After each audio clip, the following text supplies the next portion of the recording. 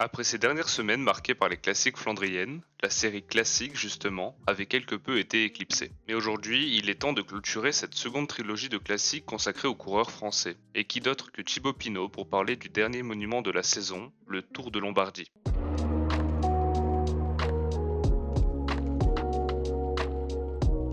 Le contexte a ici une importance toute particulière. L'année 2018 est pour Thibaut Pinot le reflet de ce qu'a pu être sa carrière. Des moments extrêmement difficiles ponctués par des moments d'apothéose. Cette année-là, le leader de la Groupama FDJ met un terme temporaire mais nécessaire à sa relation avec le Tour de France. Cette course qui lui a valu ses premiers moments de gloire est devenue un poids. Deux abandons en 2016 et en 2017 vont convaincre Thibaut Pinot de changer ses objectifs et de se tourner vers les courses qui l'attirent le plus. Et l'Italie est son terrain de jeu favori. Justement, ses meilleures performances en 2017, il les a réalisées sur les routes transalpines. Quatrième du Tour d'Italie avec une victoire d'étape et une campagne de classique en fin de saison conclue par une 5e place sur le Tour de Lombardie, de bon augure pour 2018. Thibaut Pinot s'aligne pour la deuxième année consécutive au départ du Tour d'Italie en qualité de favori. Le récent vainqueur du Tour des Alpes répond présent et intègre le top 5 du classement général dès la première arrivée au sommet à l'Etna. Il ne va plus quitter les premières places, grimpant même sur le podium au soir de l'étape légendaire de Bardonecchia. Il s'affirme ce jour-là comme un candidat réel au podium, et cela à 2 jours de l'arrivée à Rome. Seulement, l'issue, vous la connaissez. Le lendemain, lors de la dernière étape de montagne de ce Tour d'Italie, Thibaut Pinot va tout perdre, victime d'une terrible défaillance, frappé de plein fouet par une pneumonie foudroyante.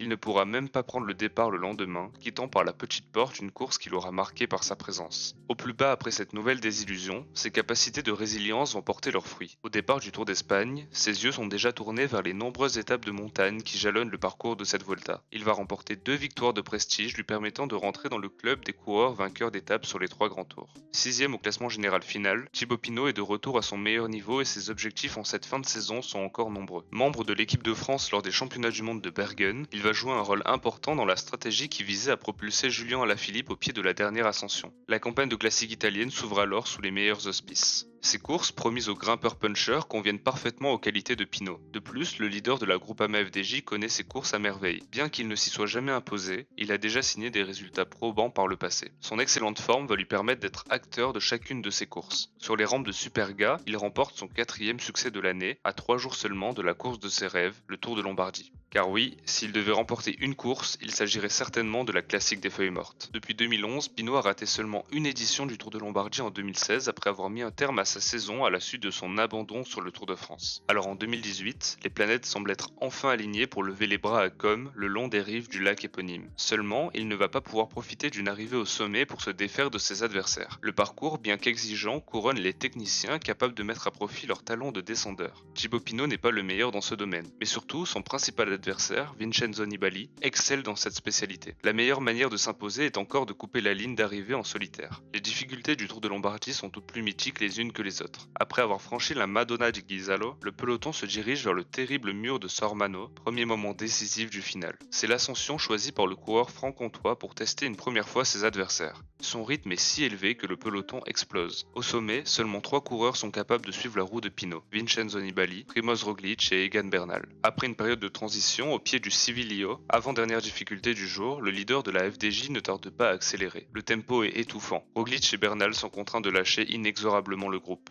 Un peu plus haut, dans les passages supérieurs à 10%, c'est au tour de Nibali de céder. Thibaut Pinot a réussi son pari. Il bascule seul en tête du Civiglio et plonge en direction de Comme. La descente se déroule à merveille, comme si les démons des derniers mois avaient enfin laissé place à un ange gardien. En ce jour de grâce, Pinot efface la dernière difficulté du jour comme une formalité et s'avance sourire aux lèvres dans la dernière ligne droite. Il remporte ce 13 octobre 2018 son seul succès sur un monument. Une nouvelle fin de saison en apothéose avant de plonger dans une saison 2019 une nouvelle fois rocambolesque avec des émotions extrêmes achevées par des larmes au soir de la 19e étape du Tour de France. Son plus haut niveau, il l'a certainement atteint sur ce Tour de France. Mais son plus beau succès, celui qui résonne à la fois dans son cœur et dans celui des tifosi, a été conquis sur les routes du Tour de Lombardie. Comme un symbole, il accrocha en octobre 2023 son dernier dossard sur le Tour de Lombardie pour un ultime au revoir à sa manière. Le virage en son honneur, qui a fait le voyage pour l'occasion, a scellé à tout jamais le nom de l'idole dans la légende de cette classique. La carrière de Thibaut Pinot est souvent réduite à des suppositions, et régulièrement, on a tendance à faire passer au second plan les accomplissements. J'avais ainsi à cœur de parler du Tour de Lombardie, sublimé en 2018 par l'un de ses plus fervents admirateurs.